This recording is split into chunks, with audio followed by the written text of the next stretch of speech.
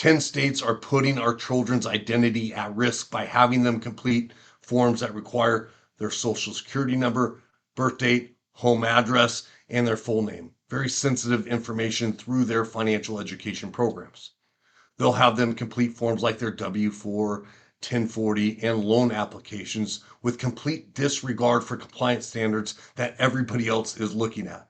So with these, they're sharing what they call sensitive, personally identifiable information, PII. And with your social security number alone, that's considered highly sensitive.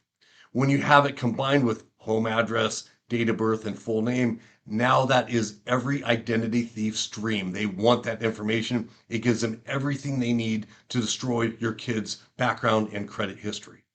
Now, this is not a oversight.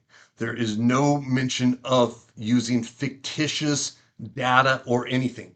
It is very clear. Complete your W-4 form. No mention of fictitious data. And even if they did mention that, nobody does, but even if they did, it would still be a high risk activity simply because anybody that has taught high school students know they don't always follow directions.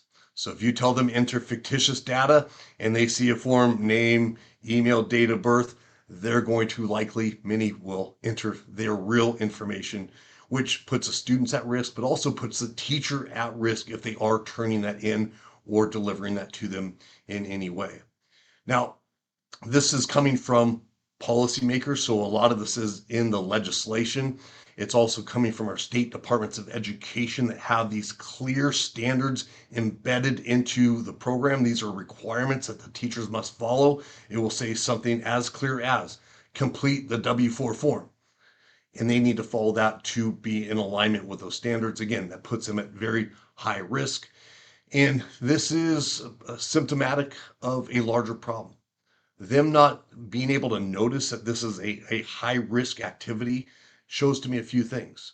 That they don't have the right people reviewing it.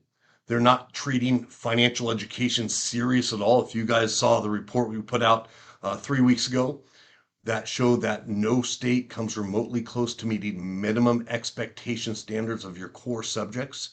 It just shows, again, a lack of care given to financial education programming. They're not doing the very basic fundamental things. And a real fundamental thing with financial education is doing no harm. Just like doctors have, it's doing no harm. And by them having them complete these forms in a classroom or wherever, it puts them at risk. Maybe they leave their paper behind. Maybe they throw it away. Big risk from somebody taking it. Maybe they turn it into a teacher. If that happens, there's security protocol that must take place in terms of how they secure the data, how they destroy the data. Maybe they're using some forms online or delivering it via unsecure email. All present major risk for our youth. And worse yet, I think just to highlight the fact that they don't treat financial education in alignment with any standards. In some of the states, completing the W-4 was the only real world activity they had them do in the entire semester long class. Absolute joke, absolutely reckless. There's no excuse for that. Now, if it comes from a small organization, I get it, right? But when it's coming from our policymakers and the Department of Education level, there's no, absolutely no excuse. It's unforgivable. And I want to highlight something first because you may be thinking, well, identity theft, kids don't have this in place, they're not at high risk. Well, they're actually 51 more times likely at a higher risk for identity theft than adults. So those under 18 have identity theft issues 51 times greater. I'll put the link in the notes here. Additionally, Experian did a report here going back a few years that showed 25% of youth under the age of 18 have been victims of identity theft, a quarter. That makes a big difference in their life.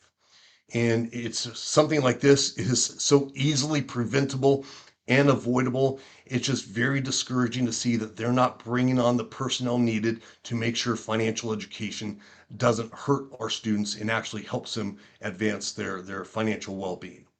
Now, we've taken immediate action. We've contacted the CFPB, FTC, IRS, some other letter agencies, Department of Education. We're reaching out to state attorney generals, also the 10 states, their Department of Education. We need to make this change before the start of the school year. We can't have another group of kids go through this. Some of the states have had this on the book for over 7 years. So harm likely has already been done. We need to stop it. We need to make sure they don't hurt our kids. And at the same time, they're bringing down the reputation of the financial education industry. So I call upon you to help join us.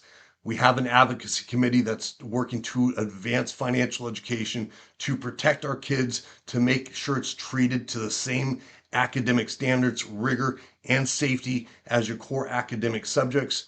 We invite you to join, and let's make this change now. It's urgent. Let's go.